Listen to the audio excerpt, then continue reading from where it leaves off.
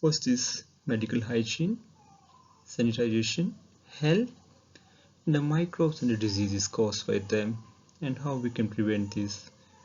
The disease is caused by unhygiene condition, food poisoning, etc. And the personal hygiene that we can maintain, safety guideline that we can maintain, and also we can include environmental hygiene. So let us understand what does these terminologies mean: hygiene, sanitization, health, and why it's necessary for food. So let us see what is hygiene. So hygiene is generally its literal meaning is it's a branch of science that deals in preserving good health. It's known as hygiene. So it is derived from the hygia, meaning the goodness of health. So as we know that nowadays people are becoming more particular about their hygiene. Uh, Mostly we have seen during these COVID days, all the people they have become so much conscious about the hygiene and the health practices that should be taken. So the tourism industry has to be on the par for keeping the standards of hygiene. So basically the hygiene which we think about is of many types, like hand washing, respiratory hygiene, food hygiene, hygiene in the kitchen, bathroom, toilets, laundry hygiene, medical hygiene, disinfectant and antibacterials, hygiene, etc. So let us see what does sanitization mean. The word sanitization is derived from the Latin word sanus, which means sound and healthy. Sound and healthy means sound and healthy body, mind, and our place. So the knowledge as well as the acceptance and effective application of sanitary measure of the good health. So we will be discussing about this point later on. So health. So health is as we have discussed in the previous slide, health is a state of the complete physical, mind and social well-being, not merely the absence of disease or infirmity. So these days we know that there are many mental health or many depression or anxiety kind of things are taking place. So it also comes under the health, mental health. So why should we care about the health? And why should we care about hygiene? What is the need for this hygiene? So we need to understand what is the role of hygiene in our day-to-day life and how does it impacts the hotel industries and tourism industry. It could lead a greater loss in the revenues and the sharp decline of the revenues because of the hygiene factor. People pay a lot of money to get into the hotel, to get the first class hospitalities, and so people are very much conscious about this. So also this hygiene factor, if we see that every year there are many number of diseases which are born due to the food poisoning or this kind of things. As per the stats which we see that around 76 million of the foodborne illness has been seen, around 325k people hospitalized for foodborne illness, 5.2k needless deaths per year, and so much economic losses between 10 to 83 billion dollars. So let us see how safe is our food. So the food that we consume in our day-to-day life, let us see how does it impacts our health. For example, the packaged, tin and the canned products that we consume, what does it cause? Tin, it contains tin, nickel, preservative toxins, plastics. So tin may cause a headache, vomiting, and lead may cause kidneys and arteries, and excess nickel in chocolate can cause skin cancer. So these are some of the diseases which can happen, which can arise due to this packaged food and meat products. What does it can cause? Food poisoning, liver damage, hormonal imbalance, cancer, and other disorder. So as we know that our body is not designed to consume meat. So for a vegetarian diet, if we take a vegetarian diet, it does take around 6 hours or less than 6 hours to digest. But when we take the meat or the non-veg product, it does take around 24 to 72 hours as per the study. And it does create a lot of problems like cholesterol and etc. Fruits and vegetables play a vital role in our health. It boosts our immunity, and its deficiency may cause a lot of diseases, for example skin diseases and weak immunity due to vitamin D. Due to vitamin D there can be diseases uh, like bone related diseases, etc. And here we can see like edible oil, but they can cause agrimony seeds can cause dropsy, castrol can cause damage to kidneys, and rancid oil can cause vitamin deficiency. So let us see what are these microbes? How does this food poisoning take place? So microbes are they're just like bacteria, virus, and fungi.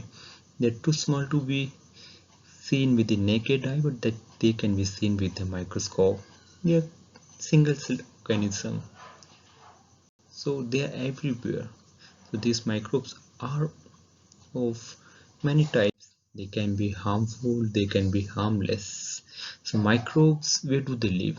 They live in the water that we drink, the food that we eat, the air that we breathe, and there are so many billions of microbes. They are swimming around here and there in our belly, mouth, and crawling in our skin, but they're not visible.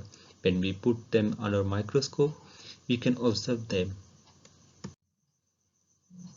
So are these microbes harmful? So as per the study, 95% of the microbes are harmless. Some are very beneficial to human. Uh, for example, bacteria in people in intestine help to digest food, and there are some harmless microbes protect people by competing with the harmful microbes for space. So microbes which are harmful to us or cause foodborne diseases. These microbes can be categorized into bacteria, virus, and parasites.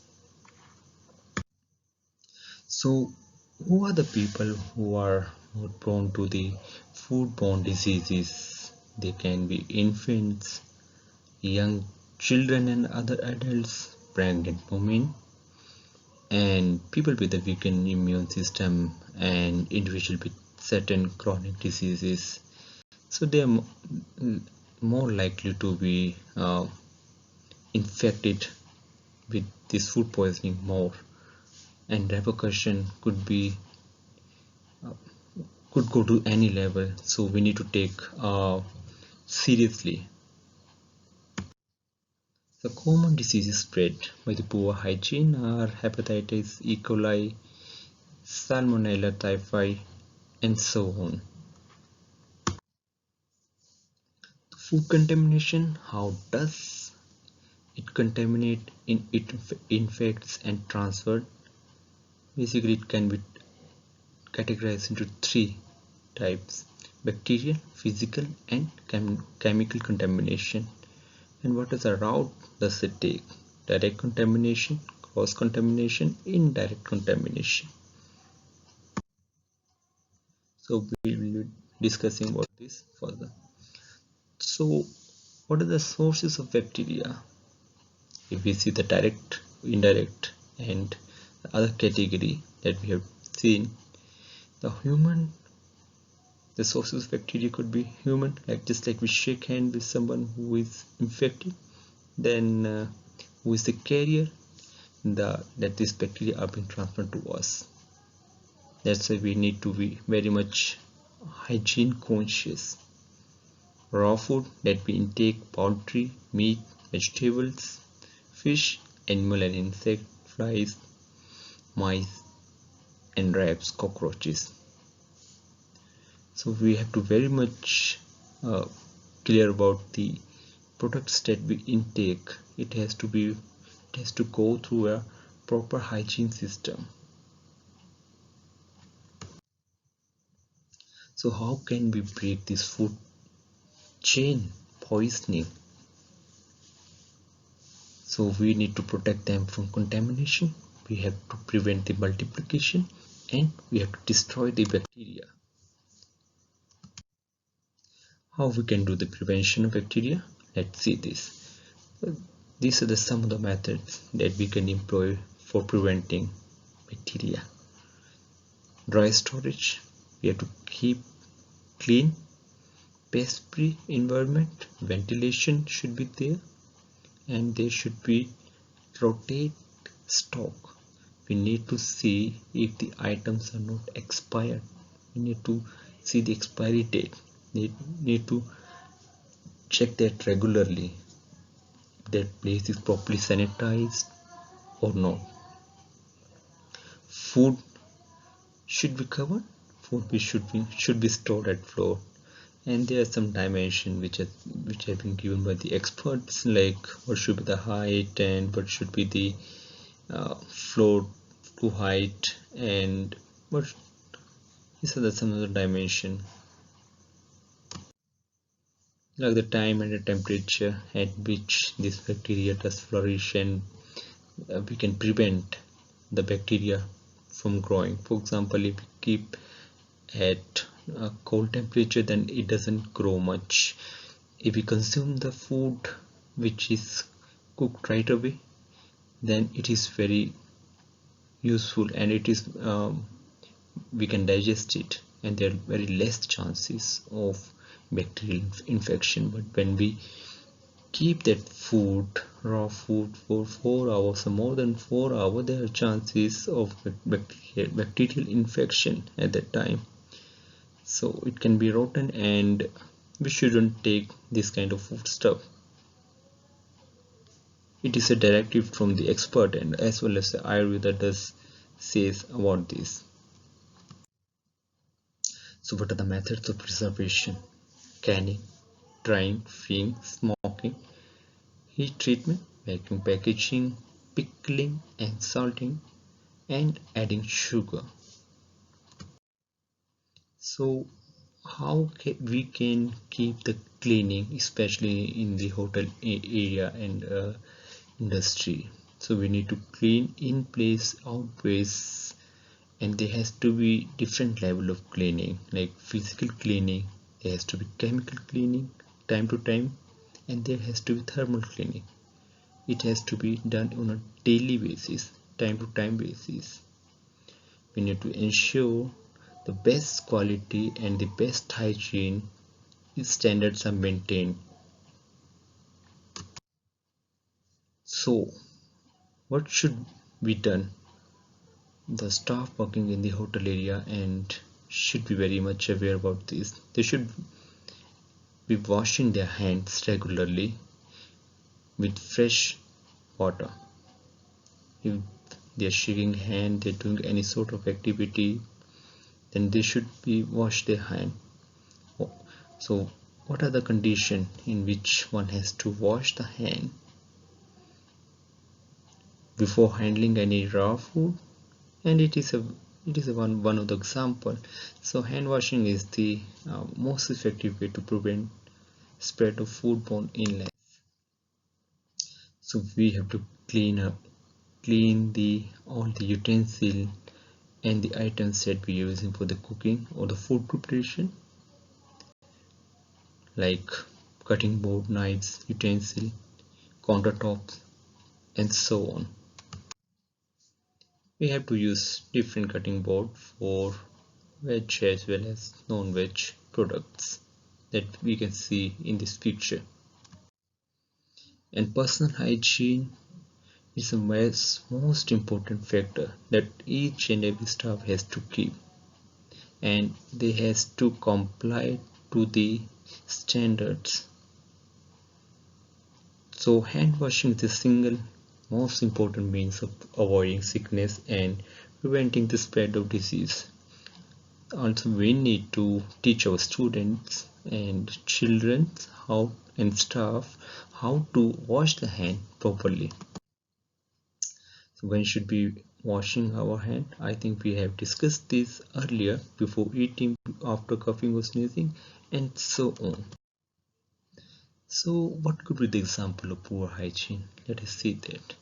Like touching our face or hair, wearing solid uniforms, wearing hair restraints, chewing gum, eating in food preparation and storage areas, drinks not covered, not bathing, smoking, and so on.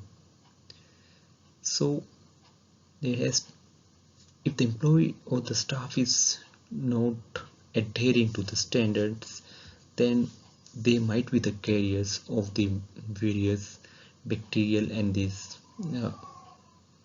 bacterial and the viruses, which could lead to the unhygienic condition, and result would be the spread of sort of diseases.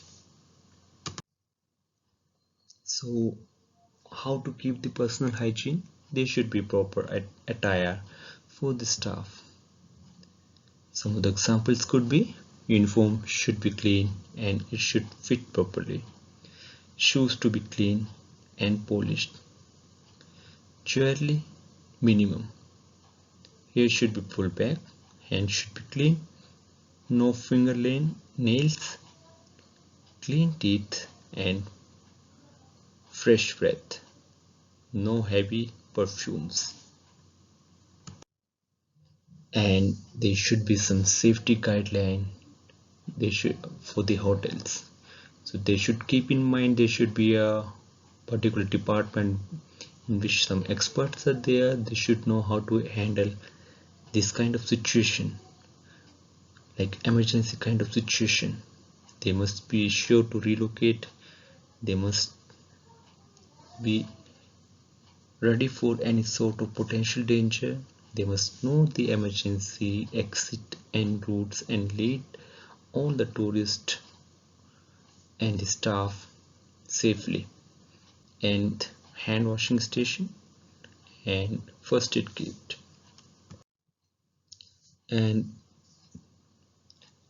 they should know about where is the fire extinguisher and how to use it, and there should be a department who should teach them how to do the fire extinguishing and this kind of thing, and they should take the lead for this. So there could be a number of departments, like security is the main concern, health is the main concern, hygiene is the main concern, and so on. And we should be they should these are the some directives for using fire extinguisher. Inspect the fire extinguisher, decide if they can evacuate or stay and fight. They should remember the acronym pass, pull the pin, aim at the base of fire, squeeze the lever, sweep back and forth. So these are just the guideline which we can use for using the fire extinguisher. So these are some of the methods and the personal hygiene and the importance of hygiene, how we can prevent that in our tourism area or tourism industry. So it is very every employee or staff must adhere to these guidelines, then they should know it. So this is what we have to discuss tonight. So hope you liked the video. Thank you very much.